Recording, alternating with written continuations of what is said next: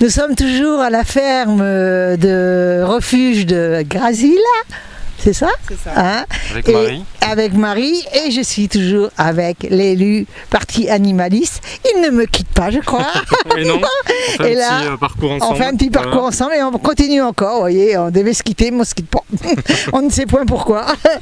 Non, Marie, tu viens nous faire découvrir l'arbre de paix des chèvres. Et des moutons. Et des moutons, chèvres et moutons. Moi je sais que Marie, en tout cas, il y a beaucoup de chèvres et beaucoup de moutons. Combien il y en a? Il y a 30 chèvres et 6 moutons. 30 chèvres et 6 moutons, elle les a pas eu tous d'un coup. Ça a été des petits sauvetages réguliers parce qu'il y a beaucoup de gens qui ont des animaux mais qui s'en occupent pas ou mal. Et je sais que Marie elle m'a raconté plusieurs histoires, toutes les plus dingues les unes que les autres. Et Marie qui fait tout son possible pour aller les sauver. Peut-être tu peux nous dire celles qui t'ont marqué le plus, les pires, ouais, peut-être. Il y a beaucoup de saisies, beaucoup d'élevage, d'abattage clandestin, donc il y a eu beaucoup de saisies, beaucoup d'abandon, des chèvres en divagation. Ouais, et puis c'est beaucoup, il n'y a que ça quoi. Et... Bon, je me souviens une fois tu m'avais parlé d'une chèvre qui avait une blessure aux mamelles, une mamite qu'il a fallu du coup amputer, hein, c'est ça en partie. Elle est là, elle est là. Des horreurs.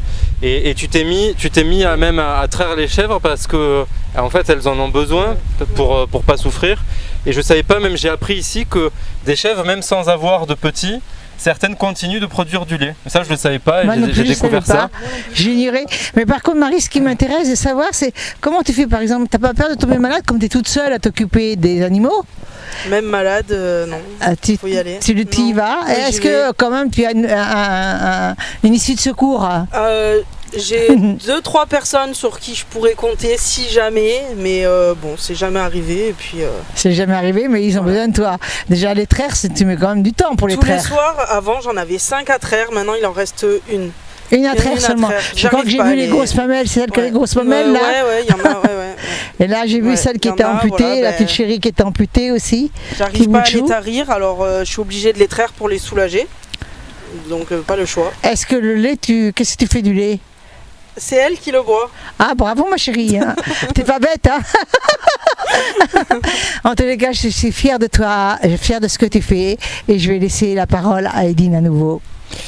Oui, ben en fait, ce qui fait que Marie elle a toute cette énergie, c'est l'amour qu'elle a pour les animaux et qui fait qu'elle se lève. À quelle heure tu te lèves, Marie, par exemple, le matin? Ouf, ça dépend. Ça peut être 5h, 6h et je me couche. Bon, comme j'ai mes filles, là j'essaye de monter tôt le soir, mais je peux rester jusqu'à 23h le soir dehors à faire les animaux. On compte de 5h jusqu'à 23h, plus il faut s'occuper de ses enfants et des animaux. Il y a combien d'animaux en tout? Il doit y en avoir un peu plus de 150. 150 animaux, c'est incroyable, tout cet amour et toute cette énergie. Donc c'est très grand, donc je peux me permettre de te demander combien tu as d'hectares? Oui. Il y a 5 hectares. 5 hectares, donc de quoi encore en prendre? Moi j'aimerais avoir un peu plus d'espace, justement je trouve que c'est pas assez grand. C'est pas assez grand. Non. Et tu crois que tu peux en avoir de l'espace? Ah bah là après il faut aller voir autour, s'il y en a qui veulent vendre, et puis après il faut l'acheter aussi, donc moi j'aimerais bien avoir un peu plus. Ouais. Ils peuvent le prêter. Ou le prêter, bah après il faut le clôturer, donc ça coûte cher. Ça coûte cher. En tout cas pour qu'il y ait des refuges de ce type là où on est sûr que les animaux quand on les amène ils sont bien traités, parce que c'est pas le cas partout, des fois il faut se méfier. Méfiez-vous si vous envoyez un animal quelque part, parce qu'il y a certains refuges, on l'a vu à Béziers récemment, une personne qui a été condamnée, un refuge où les animaux étaient maltraités, il y avait de la négligence et la personne a été condamnée d'ailleurs.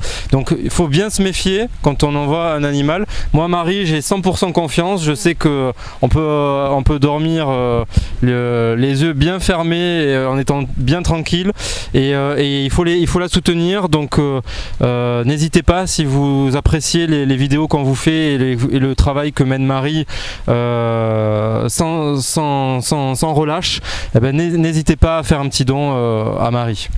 Et on vous remercie beaucoup et voilà, vous avez pu faire le tour là, des chèvres et des moutons.